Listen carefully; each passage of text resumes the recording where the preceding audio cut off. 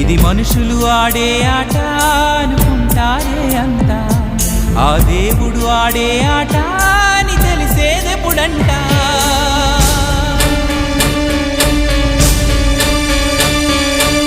అయ్యో ఈ ఆటకి అంతే లేదుగా, అయినా లోకానికి అలుపే రాదుగా.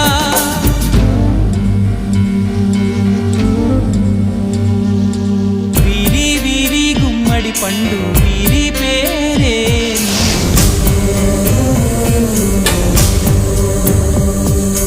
దాగుడు మూతల దండా కోరు వీరి పేరే.